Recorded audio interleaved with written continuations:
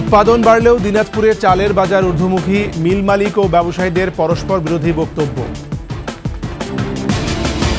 রামপুরা থেকে কণ্ঠশিল্পী মণি কিশোরের মরদেহ উদ্ধার, কয়েকদিন আগেই মারা গেছেন ধারণা পুলিশের। বাসভবনে হামলার চড়া মূল্য দিতে হবে, নেতানিয়াহুর হুঁশিয়ারি, লেবাননে আক্রমণ জোরদার।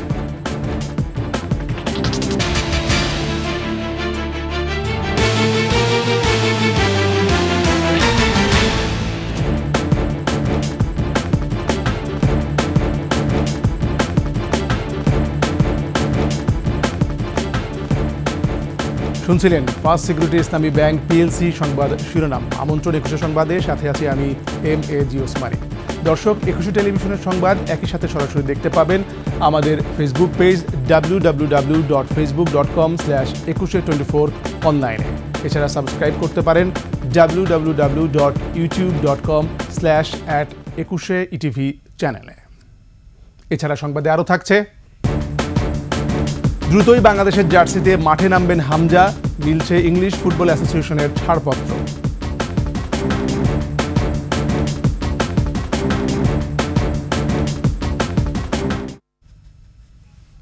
দেশে রেকর্ড পরিমাণ চাল উৎপাদন হলেও সপ্তাহের ব্যবধানে দিনাজপুরের বাজার ঊর্ধ্বমুখী। প্রকারভেদে প্রতি কেজি চালের দাম বেড়েছে ৩ থেকে ৪ টাকা। এমন পরিস্থিতিতে বিপাকে নিম্ন আয়ের মানুষ। এদিকে পরস্পর বিরোধী বক্তব্য দিচ্ছেন মিল মালিক ও ব্যবসায়ীরা। ব্যবসায়ীদের অভিযোগ, মিল গেটে চালের দাম বেশি নেওয়া হচ্ছে। অন্যদিকে ধানের দাম বৃদ্ধির অজুহাত মিল মালিকদের। দিনাজপুর থেকে চিত্ত ঘোষের পাঠানো তথ্যচিত্রে ডেস্ক রিপোর্ট। সরকারি তথ্য অনুসারে প্রথমবারের মতো এক অর্থবছরে ৪ কোটি টনের বেশি চাল উৎপাদন করেছে বাংলাদেশ। বাংলাদেশ পরিসংখ্যান ব্যুরো BBS এর তথ্য অনুযায়ী 2023-24 অর্থ বছরে কৃষকরা 4 কোটি 6 লাখ টন চাল পেয়েছেন, যা আগের অর্থ বছরের তুলনায় 4.1% বেশি। অথচ দিনাজপুরে বেড়েই চলেছে চালের দাম। বাজারে 50 কেজির মিনিকেট চালের বস্তা বিক্রি হচ্ছে ৩,৩50 টাকায়, 28, ৩,০০০ আর 29 জাতের চাল 2,900 টাকায়। খুচরা বাজারে প্রতি কেজি মিনিকেট 72 টাকা, 28, 68 টাকা আর 29 জাতের চাল বিক্রি হচ্ছে 60 টাকায়। বিক্রেতারা বলছেন, মিল থেকে বেশি দামে কিনতে হচ্ছে চাল। এক সপ্তাহের ব্যবধানে মিল গেটে বস্তা প্রতি দাম বেড়েছে 100 থেকে 150 টাকায়। মোটা চালের এই দাম বাড়ে না, এরকমই আছে। চিকন চালটা দাম বাড়ছে আর কি 100 করে। চাউল বিক্রি করার দাম বাড়লে খুব কষ্টকর হয় এবং এই কষ্টের জন্য ক্রেতাদের কাছে আমাদেরকে অনেক কথা শুনতে হয়। এদিকে চালের দাম অস্বাভাবিকভাবে বেড়ে যাওয়ায় হিমশিম খাচ্ছেন ক্রেতারা। 55 টাকার 1 কেজি চাল কিনতে হচ্ছে 60 টাকায়। মোটা চাল তো ছাড়া আমরা খাইতে পারি। এর আগে কিনে 40-50, এবার কালকে দাম বাড়ছে। দাম তো আমাদের সমস্যা, যে কামাই তার থেকে বেশি খরচ। আর মিল মালিকরা বলছেন, ধানের দাম বাড়ায় প্রভাব পড়েছে চালের বাজারে। আমাদের জানা মতে মিল গেটে গত 15 দিন ধরে কোনো চালের মূল্য বৃদ্ধি হয়নি এবং বাজারে ধানের মূল্য অত্যধিক বৃদ্ধি পেয়েছে। 28 ধান পাওয়াই যাচ্ছে না। এখনই কার্যকর ব্যবস্থা না নিলে চালের দাম আরও বাড়ার আশঙ্কা করছেন ব্যবসায়ীরা। মহিমা পলি, ডেস্ক রিপোর্ট, 21 টেলিভিশন। আওয়ামী লীগের নেতারা কিভাবে দেশ থেকে পালিয়ে গেল সে বিষয়ে খতিয়ে দেখা হচ্ছে বলে জানিয়েছেন প্রধান উপদেষ্টার প্রেস সচিব শফিকুল আলম। ফরেন সার্ভিস একাডেমিতে প্রধান উপদেষ্টার সংলাপ পরবর্তী সংবাদ সম্মেলনে এই কথা বলেন শফিকুল আলম। এ সময় সংলাপে রাজনৈতিক দলগুলোর বক্তব্যের সার্বিক বিষয়ে জানান তারা। প্রধান উপদেষ্টার বিশেষ সহকারী মাহফুজ আলম জানান, দ্রব্যমূল্যের ঊর্ধ্বগতি রোধে সরকারের অবস্থান দৃঢ়। ইলেকশন কমিশন গঠনে দ্রুত সার্চ কমিটি করা হবে বলেও জানান তিনি। বিধিমালা অনুযায়ী সার্চ কমিটি গঠিত হওয়ার পরবর্তীতে তারা যারা সার্চ কমিটিতে আসবেন তারা ঠিক করবেন যে ইলেকশন কমিশনার কারা হবে। গত 3টা ইলেকশনে তরুণরা ভোট দিতে পারেননি, ফলত এই যে বিপুল সংখ্যক তরুণদেরকে ভোটার তালিকায় অন্তর্ভুক্তিকরণ থেকে শুরু করে অনেকগুলো প্রসিডিউরাল জিনিস আছে, সেগুলো হচ্ছে যে সার্চ কমিটির মাধ্যমে নির্বাচিত ইলেকশন কমিশনাররা এসে ঠিক করবে। 5 তারিখ থেকে 8 তারিখ পর্যন্ত কিন্তু কোনো গভর্নমেন্ট ছিল না।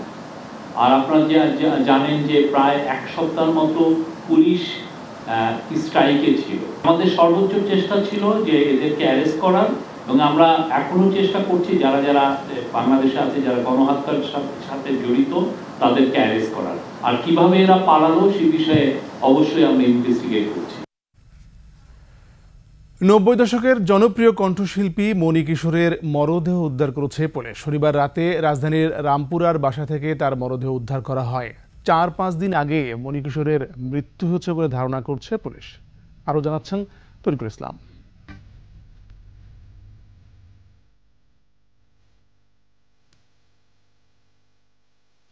সুরের জাদুকর মণি কিশোর আর নেই।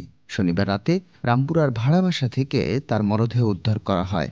একটা বিচ্ছিরি গন্ধ আসে, তখন আমাদের সন্দেহ হয় যে ভিতরেই মানুষ, যেহেতু ভিতর থেকে লক, তখন আসলে আপনার গেট ভেঙে তারপর দেখতে পাই যে ভিতরে উনি মৃত অবস্থায় পড়ে আছেন। একদমই ফুলে গেছে এবং দেখার মতো না, আমি দেখে ভয় পেয়ে গেছি।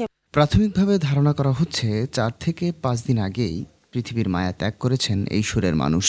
লাশ পোস্টমর্টমের জন্য ঢাকা মেডিকেল কলেজ হাসপাতালে প্রেরণ করব, তারপর পোস্টমর্টম হবে। পোস্টমর্টম রিপোর্ট পাওয়া গেলে আসলে বোঝা যাবে যে তার মৃত্যুর সঠিক কারণটা জানা যাবে। কি ছিলে আমার বলো না তুমি, এই গানের আবেদন বহুকাল বেঁচে থাকবে সঙ্গীত প্রেমীদের কাছে।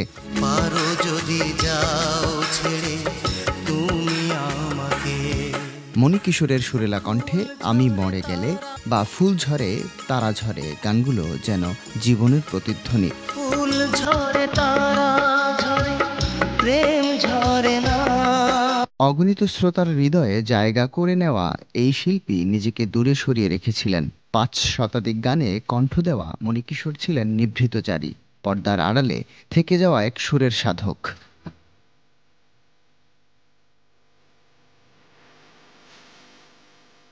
তরিকুল ইসলাম, 21 টেলিভিশন, ঢাকা।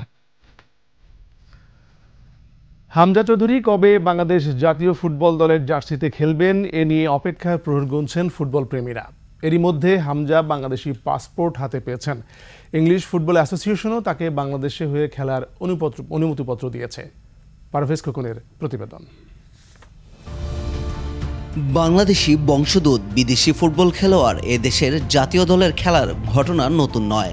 জামাল ভুঁইয়া, তারেক কাজিরা তো জাতীয় দলের অপরিহার্য সদস্য হয়ে গেছেন। জামাল এখন অধিনায়কও।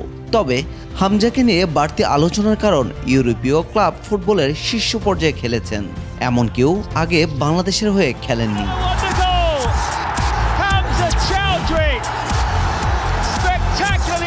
26 বছর বয়সী হামজা বর্তমানে ইংলিশ প্রিমিয়ার লিগের সাবেক চ্যাম্পিয়ন লিস্টার সিটিতে খেলছেন। ক্লাবের অধিনায়কত্ব করেছেন, জিতেছেন FA কাপও, খেলেছেন ইউরোপের দ্বিতীয় সেরা ক্লাব টুর্নামেন্ট ইউরোপা লিগ ও এর পরের ধাপ কনফারেন্স লিগেও। বাংলাদেশি বংশোদ্ভূত কোনো ফুটবলারই এর আগে এ পর্যায়ে প্রতিনিধিত্ব করেননি। ইংল্যান্ডে জন্ম ও বেড়ে ওঠা হামজা নিজেই মাতৃভূমি বাংলাদেশের হয়ে খেলার ইচ্ছার কথা জানিয়েছিলেন। সেই অনুযায়ী বাংলাদেশ ফুটবল ফেডারেশন হামজাকে জাতীয় দলের হয়ে খেলানোর প্রক্রিয়া শুরু করে। এবার দেশের হয়ে খেলার খুব কাছে দাঁড়িয়ে হামজা চৌধুরী এরই মধ্যে পেয়ে গেছেন বাংলাদেশের পাসপোর্ট। বাফুফে হাতে পেয়েছে তার ব্যাপারে ইংলিশ ফুটবল অ্যাসোসিয়েশনের ছাড়পত্র। এখন ফিফার প্লেয়ার্স স্ট্যাটাস কমিটির ছাড়পত্র আর লিস্টার সিটির অনুমতি পেলেই হামজার আর বাংলাদেশের জার্সিতে খেলতে কোনো বাধা থাকবে না। 13 ও 16 নভেম্বর দেশের মাটিতেই মালদ্বীপের বিপক্ষে আন্তর্জাতিক প্রীতি ম্যাচ খেলবে বাংলাদেশ।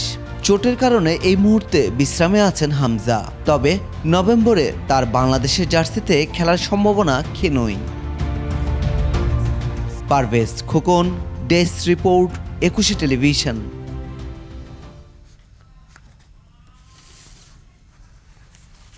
কয়েক বছর ধরে কুড়িগ্রামের চিলমারির ভাসমান ডিপোতে ডিজেল না থাকায় ভোগান্তিতে 4 জেলার কৃষক সহ নৌচালকরা। বাইরে থেকে সরকারি মূল্য চেয়ে বেশি দামে ডিজেল কেনায় উৎপাদন খরচ বেড়ে গেছে। এ বিষয়ে প্রয়োজনীয় ব্যবস্থা নেওয়ার আশ্বাস দিয়েছেন জেলা প্রশাসন। কুড়িগ্রাম প্রতিনিধি আতাউর রহমান বিপ্লবের তথ্যচিত্রে ডেস্ক রিপোর্ট। উত্তরের জেলা কুড়িগ্রামে জ্বালানি নিশ্চিত করতে 1989 সালে স্থাপিত হয় যমুনা ও মেঘনা অয়েল কোম্পানির 2টি ভাসমান তেল ডিপো। অনুমোদিত 20 জন ডিলার সরকারি দামে তেল কিনে তা কুড়িগ্রাম, গাইবান্ধা, জামালপুর ও লালমনিরহাটের কয়েকটি উপজেলায় সরবরাহ করতেন। এসব এলাকায় সেচ মৌসুম এবং নদ নদীতে নৌকা, dredger machine, tractor, generator, Mahindra, nosimon Korimon সহ বিভিন্ন যন্ত্র চালনার জন্য প্রতিদিন গড়ে তেলের চাহিদা 800 থেকে 850 লিটার ব্যারেল।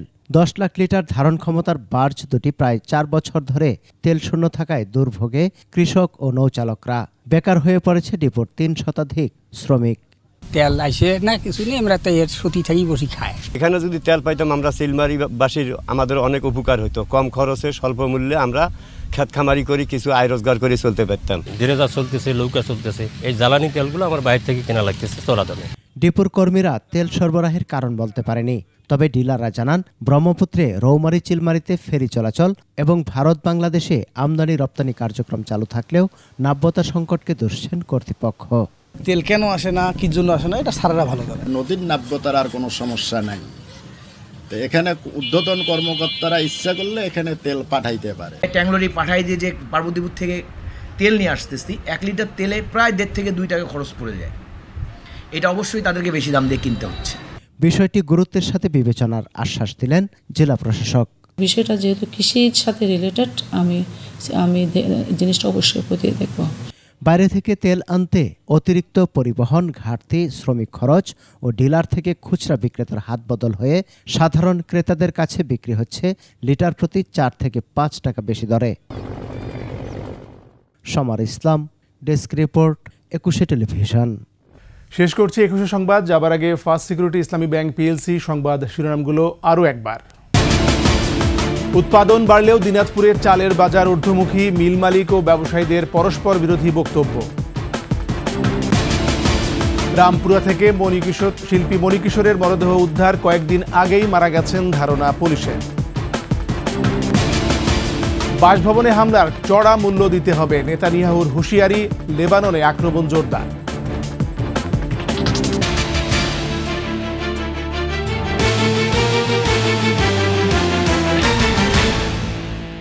সর্বশেষ সংবাদ জানতে ডায়াল করুন 2024 নম্বরে আর ভিজিট করুন 21tv.com এই ওয়েবসাইটে। ফেসবুকে ভিজিট করতে পারেন www.facebook.com/2124 অনলাইনে। এছাড়া সাবস্ক্রাইব করতে পারেন www.youtube.com/@21tv চ্যানেলে। এতক্ষণ সঙ্গে থাকার জন্য ধন্যবাদ। পরবর্তী সংবাদ বেলা 11টায় দেখার আমন্ত্রণ রইল। 21-এর সাথেই থাকুন।